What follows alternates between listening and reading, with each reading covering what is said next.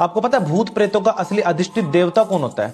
आप विश्वास नहीं करोगे, गणपति।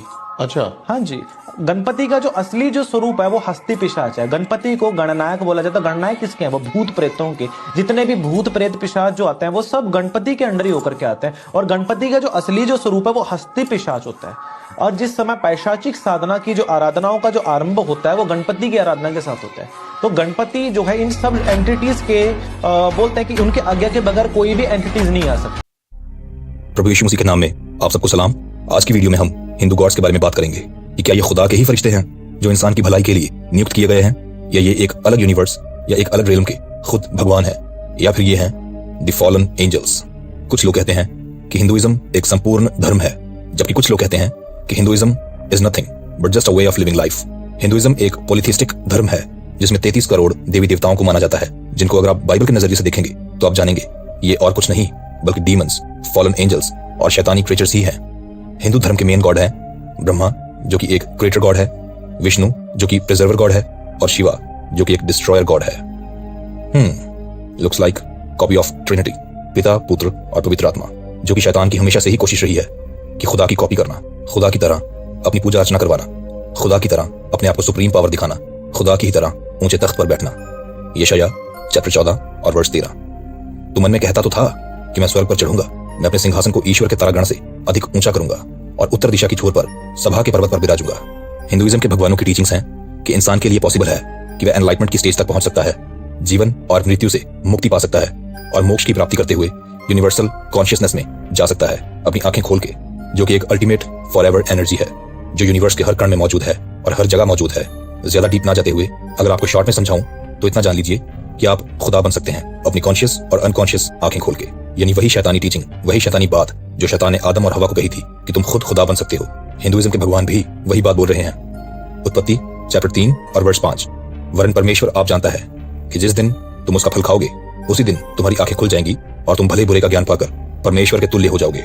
हिंदू भगवानों के द्वारा इंसान को सिखाई गई एक और टीचिंग है जो है योगा, जिसमें सिखाया जाता है कि आप अपने दिमाग को खाली कर दीजिए, दिमाग को एम्प्टी स्टेज तक ले आइए, दिमाग से विचारों को निकाल दीजिए और मेडिटेशन कीजिए। हाँ, मैं जानता हूं कि मेडिटेशन के बारे में बाइबल में भी लिखा गया है, बट बाइबल में मेडिटेशन का मतलब टोटली डिफरेंट है। बाइबल में मेडिटेशन का मतलब दिमाग को विचारों से खाली करना नहीं, बल्कि विचारों पर ध्यान करना है। साम चैप्टर 145 और verse 5। I will meditate on the glorious splendour of your majesty and on your wondrous works.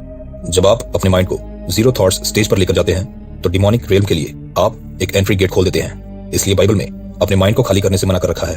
आप सब जानते हैं कि पौलुस ने लिखा था कि हे मेरे भाइयों, अपने दिमाग को किसी रीति से खाली मत करना।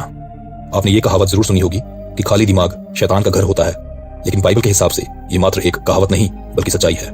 Proverbs chapter 10 and verse 23। An empty head thinks mischief is fun but a mindful person relishes wisdom. पुराने समयों में डेमिगॉड्स ध्यान चिंतन करते हुए अपने माइंड को खाली करते थे ताकि उनके एंसेस्टर गॉड्स स्पिरिचुअल रिम से एंटर करते हुए उनके साथ जुड़ सकें और फिर वह बहुत शक्तिशाली हो जाया करते थे, मेंटली, फिजिकली और स्पिरिचुअली। सो ये भी हिंदू भगवानों की खुदा की टीचिंग से एक विपरीत टीचिंग है। इस पे मैंने एक कंप्लीट डेडिकेटेड वीडियो बनाई हुई है, ये वाली।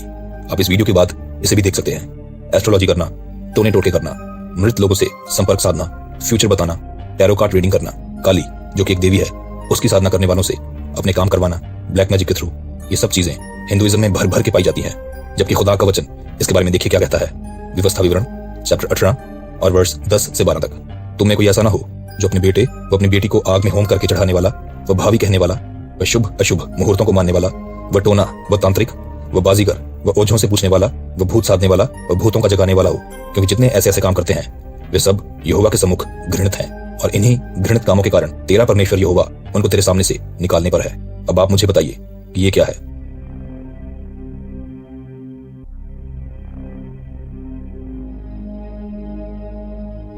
ये क्या है?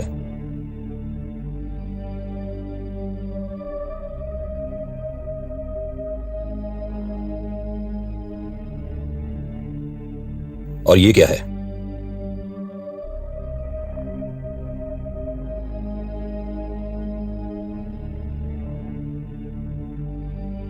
ऐसी कौन सी आपकी देवी मां है जो खून पीकर खुश होती है? ये तो डिमोनिक एंटिटीज के काम होते हैं। हिंदुओं की इस देवी का नाम है काली।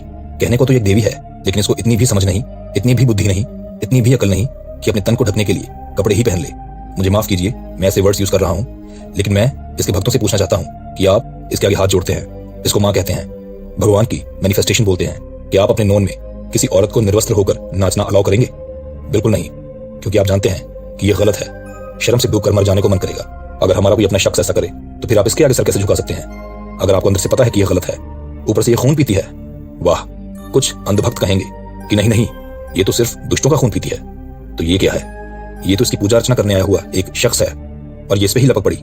मेरे अजीजों, ये कोई देवी नहीं, ये डायन है। और बाइबल कहती है कि इन डायनों को जिंदा मत छोड़ना। निर्गमन चैप्टर 10 और वर्स 18। तू डायन को जीवित रहने ना देना, चाहे इनका शिवा हो या काली।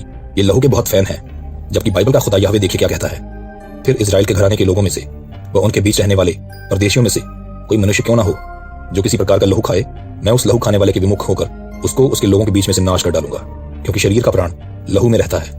अब मैं आपके लिए पढ़ने जा रहा हूं बुक ऑफ जेनेसिस यानी उत्पत्ति की किताब चैप्टर 6 और वर्स 4। उन दिनों में पृथ्वी पर दानव रहते थे, और इसके पश्चात जब परमेश्वर के पुत्र मनुष्य की पुत्रियों के पास गए, तब उनके द्वारा जो संतान उत्पन्न हुए वे पुत्र शूरवीर होते थे, जिनकी कीर्ति प्राचीन काल से प्रचलित है। इस बात को आपको ध्यान में रखना है कि परमेश्वर के पुत्र मनुष्य की पुत्रियों के पास गए।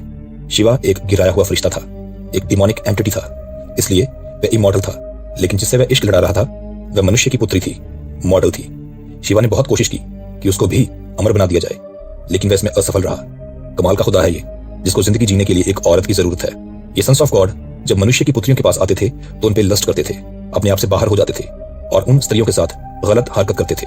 और हिंदू गॉड्स भी सेम टू सेम ऐसा ही करते हैं, औरतों को देखकर पागल हो जाते हैं। शिवा को हिंदू धर्म का एक सुप्रीम गॉड माना जाता है, लेकिन भगवत पुराण कांटो 8 और चैप्टर 12 अगर आप रीड करें तो वहां लिखा है कि विष्णु ने जब देवताओं को अमृत पिलाने के लिए मोहिनी रूप लिया तो वह दिखने में बेहद ही खूबसूरत लग रहा था। और उड़ती उड़ती जब यह खबर शिवा के पास पहुंची तो वह भी अपनी पत्नी को साथ लेकर, जिसका नाम उमा था, विष्णु का वह मोहिनी रूप देखने गया। वहां जाकर शिवा ने विष्णु से कहा कि उसे भी विष्णु का वह मोहिनी रूप देखना है। तभी विष्णु गायब हो गया और शिवा देखता है कि बहुत ही सुंदर लड़की पेड़ के पीछे खड़ी एक बॉल यानी गेंद से खेल रही है। उस लड़की के बारे में ऐसी ऐसी बातें लिखी गई हैं कि आप अपने बच्चों के सामने पढ़ भी नहीं सकते।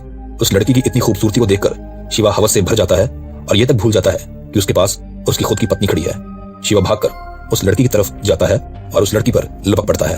अपने आप को इस दरिंदे से बचाने के लिए वह लड़की यहाँ वहां भागने लगती है, लेकिन लिखा है कि शिवा उसे उसके बालों से पकड़कर खींच लेता है और उसका जबरदस्ती बलात्कार कर देता है। इस गंदी हरकत के बाद शिवा और विष्णु का एक बेटा भी उत्पन्न हुआ, जिसका नाम था अयप्पा, जिसको देखकर शिवा और विष्णु ने उसको पंपा रिवर के किनारे पर फेंक दिया और राजा शेखर नाम के एक राजा ने उसको उठाया और उसको गोद ले लिया। कुरिन्थियों और वर्स 9 से 10। क्या तुम नहीं जानते कि अन्यायी लोग परमेश्वर के राज्य के वारिस ना होंगे? धोखा ना खाओ, न वैश्यगामी, न मूर्ति पूजक, न परस्त्रीगामी, न लुच्चे, न पुरुषगामी, न चोर, न लोभी, न पियक्कड़, न गाली देने वाले, न अंधेर करने वाले परमेश्वर के राज्य के वारिस होंगे। लुचपन, परस्त्रीगामी, पुरुषगामी, सब कुछ यहाँ शिवा कर रहा है और लोग कहते हैं कि वह एक खुदा है। वाह मेरे हिंदू भाइयों, आप मुझे एक बात बताइए, जब कभी आप न्यूज में देखते हैं कि एक बच्चे को लिफाफे में डालकर कचरे में फेंक दिया होता है तो उसे देखकर आपको कितनी खुशी मिलती है? नहीं मिलती? फिर क्या फील होता है, कैसा महसूस होता है? गुस्सा है ना? दिल करता है ना कि इस बच्चे के साथ ऐसा करने वाले को जूतों से मारें और मुंह काला करके घुमाएं और मार मार के उसको जेल के अंदर डाल दें। बट आप तो ऐसा करने वाले को भगवान कह रहे हो, उसकी पूजा कर रहे हो। चलो उसको तो पूजते ही हो, यहां तक कि उसके प्राइवेट पार्ट को भी पूज रहे हो। आई मीन शिवलिंग यानी शिव के लिंग को। शिव पुराण में लिखा है कि इनका भगवान ब्रह्मा तो इससे भी बढ़कर था, उसने तो अपनी ही बेटी सरस्वती के साथ बलात्कार कर लिया। कंडू ने इंद्र द्वारा भेजी गई प्रमलोचा के साथ 100 सालों से भी ज्यादा लंबे समय तक संभोग किया। बृहस्पति देवता, जिसको इंग्लिश में जुपिटर प्लैनेट कहते हैं, उसकी पत्नी तारा के साथ चंद्र देवता ने रेप किया। महाभारत के भीष्म ने अंबा, अंबिका और अंबालिका तीनों लड़कियों के साथ संभोग किया, जिसके जगह जगह मंदिर बना रखे हैं। सुभद्रा, जिसकी पुरी के जगन्नाथ टेम्पल में बलराम और कृष्णा के साथ पूजा की जाती है, उसका अर्जुन ने बलात्कार किया। और कृष्णा, जी हाँ, कृष्णा को कैसे भूल सकते हैं, जो कहता है कि मैं ही परम सत्य हूँ, द अल्टीमेट ट्रुथ हूँ। वो नहाती हुई औरतों को देखता है और उनके कपड़े छिपा देता है। विष्णु ने झूठ बोलकर, धोखा देकर तुलसी के साथ रेप किया। कृष्णा अपनी ही बुआ के साथ, जी हाँ, हिंदू धर्म के हिसाब से राधा उसकी बुआ हुई, सो कृष्णा अपनी ही बुआ जो उससे एज में बड़ी थी उसके साथ रंगरलियां मनाता था। इंद्र, जो कि देवताओं का एक राजा है, उसने अहिल्या के साथ बलात्कार किया और इस बेशर्मी भरी हरकत में चंद्र देवता ने भी उसका साथ दिया। हिंदू भाइयों से मैं कहता हूँ कि जाकर रामायण खुद पढ़िए, वहां लिखा है कि गौतम ऋषि की पत्नी अहिल्या बेहद ही खूबसूरत थी। इंद्र हमेशा से उसके साथ हम बिस्तरी करना चाहता था, लेकिन उसको मौका नहीं मिल रहा था। गौतम ऋषि